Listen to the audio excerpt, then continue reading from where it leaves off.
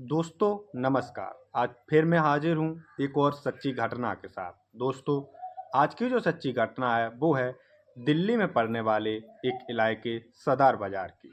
सदर बाज़ार के अंतर्गत सुषमा नाम की लड़की अपने माता पिता और अपने भाई के साथ बड़े ही खुशहाल तरीके से अपनी ज़िंदगी को जी रही होती है। सुषमा, जिसकी उम्र करीब 20 से 22 साल होती है, और उसके माता पिता घर बार चलाने के लिए उसकी माता लोगों के पास के ही घरों में झाड़ू पोछा किया करती थी, और उसके पिताजी जो होते हैं वो एक कुली का काम किया करते थे। दरअसल कुली यानी कि किसी के सामान को दूसरी जगह पर पहुंचाने वाला जो काम होता है वो उसके पिताजी किया करते थे। इधर ऐसे ही उनका समय बड़े ही खुशहाल तरीके से चल रहा होता है, और ये दोनों बहन भाई दोनों पढ़ रहे होते हैं, और इसका जो भाई होता है वो काफ़ी छोटा होता है। इधर इनकी ज़िंदगी बड़े ही आराम से चल रही होती है, और दो वक्त का खाना बड़े ही अच्छी तरीके से खा रहे होते हैं। सुषमा जो होती है वो इंटर की पढ़ाई पूरी कर लेती है, और इधर 2 साल का समय व्यतीत हो जाता है। एक दिन सुषमा के पिताजी की बहुत ही तबीयत खराब हो जाती है, तो उन्हें आनन फानन में ये लोग एक अस्पताल में भर्ती कराते हैं। लेकिन खुदा को कुछ और ही मंजूर होता है कि सुषमा के पिताजी कुछ दिनों तक हॉस्पिटल में भर्ती रहते हैं, लेकिन उसके बाद से दुनिया को छोड़कर हमेशा हमेशा के लिए चले जाते हैं, जिससे सुषमा के घर वालों पर दुखों का पहाड़ टूट पड़ता है, क्योंकि इसके घर में कमाने वाले केवल इसके पिताजी होते हैं, जिससे इनका सभी का खाना पीना चल रहा होता है। जिस समय इनके पिताजी का देहांत हो जाता है, तो अब इन लोगों के समझ में ये नहीं आता है कि आखिर करें तो क्या करें। तभी सुषमा जो होती है वो अपनी बीए की पढ़ाई पूरी कर लेती है, और इसकी एक सहेली होती है जो इससे मिलती है और पूछती है कि सुषमा, आखिरकार अब तुम लोगों का जीवन कैसा चल रहा है।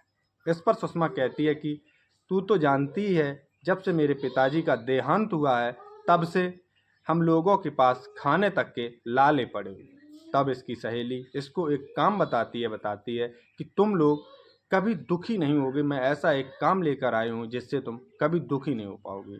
अगर तुम करो तो उसके लिए तुम्हें कहीं जाना भी नहीं होगा, तुम अपने घर से कर सकती हो। सुषमा को जब वो यह काम बताती है तो सुषमा भी उसे पूछने के लिए उतावली हो जाती है। वो बताती है कि तुम अगर चाहो तो कॉल गर्ल का काम कर सकती हो, जिसमें तुम्हें एक एड्रेस दिया जाएगा, जिस पर तुम्हें सही समय पर वहां पहुंचना होगा, और लोग तुम्हें वहां से रिसीव करके ले जाएंगे और तुम्हारे साथ रातें रंगीन करेंगे। सुषमा को जब ये बात समझ में आती है तो वो पूछती है कि आखिर इसका चार्ज कितना मिलेगा, और इसके लिए हमें कहीं जाना तो नहीं पड़ेगा।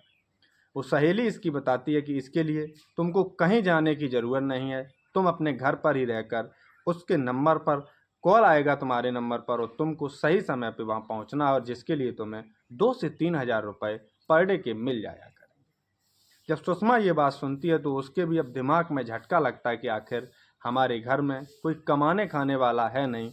आखिरकार मुझे ये कदम उठाना ही पड़ेगा, क्योंकि मेरा भाई भी अब पढ़ने के लायक है, उसे पढ़ाने के लिए भी पैसे की ज़रूरत होती है। इसलिए सुषमा वो गलत कदम उठा लेती है। इधर उसकी सहेली उसे इतना बताकर वापस लौट जाती है, और कहती है कि मेरे जाने के करीब 2 से 3 दिन बाद तुम्हारे फ़ोन पर कॉल आना शुरू हो जाएंगे। और ख़ास होता भी ऐसा ही है कि उस सुषमा के फ़ोन पर करीब 3-4 दिन बाद शाम के समय करीब 5 बजे कॉल आता है, और वो कहता है कि ऐसे ऐसे तुम उस जगह पर मुझे मिल सकती हो। और सुषमा अपना रेट भी बताती है, कहती है कि मुझे 3,000 रुपये चाहिए। उसके मुताबिक सुषमा उसकी बताई हुई जगह पर समय से पहुंच जाती है, और सुषमा जब उस समय पर वहां पहुंच जाती है तो सुषमा को रिसीव करने वाला वो व्यक्ति टाइमली उसे रिसीव करता है, और समय से उसे अपने एक फ्लैट में लेकर जाता है, और उसके साथ खाना पीना खाता है। और जैसे ही करीब रात के 9 बजे का समय होता है तो वो व्यक्ति सुषमा के साथ छेड़छाड़ करना और उसे टच करना स्टार्ट कर देता है, यहाँ तक कि वो पूरी रात उसके साथ संबंध बनाता है। और जैसे ही सुबह के 6 बजते हैं तो वो सुषमा को उसके कहे मुताबिक उसके रुपए देकर छोड़ देता है, जहाँ से उसने उसे रिसीव किया होता है। सुषमा अब आए दिन यही काम में लग जाती है, और उससे ये पैसा भी अच्छा खासा कमा लेती है। ऐसे ही धीरे धीरे करीब 1 साल का समय व्यतीत हो जाता है, जिससे सुषमा अच्छा खासा पैसा कमा लेती है। अब उसे पैसे की तो कोई दिक्कत होती ही नहीं है। इधर कुछ दिनों का समय बीतता है। इधर एक दिन सुषमा के फ़ोन पर कॉल आता है कि दिल्ली में एक इलाका पड़ता है जहाँ पर दो अंग्रेज आए हुए हैं।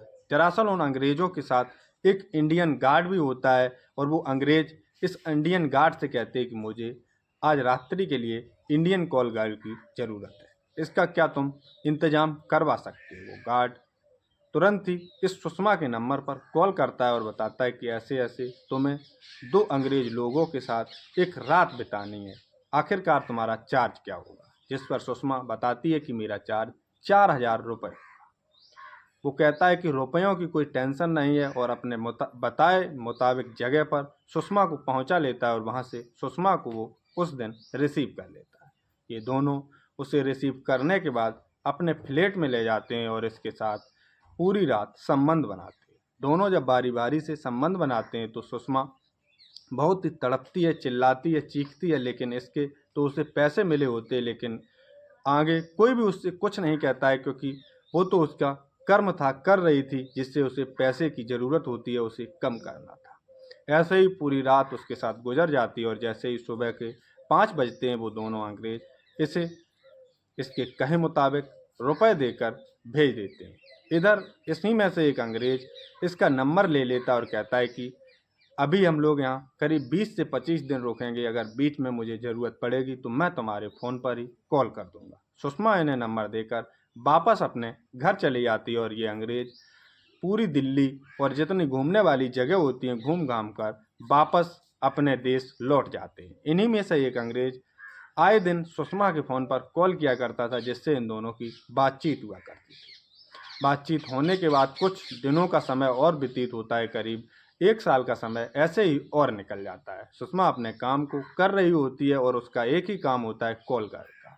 इधर करीब 1 साल का जैसे ही समय बीतता तो उन्हीं में से एक अंग्रेज जिससे सुषमा की बात हुआ करती थी वो फिर से दिल्ली आता है और सुषमा को मिलने के लिए फ़ोन करता है।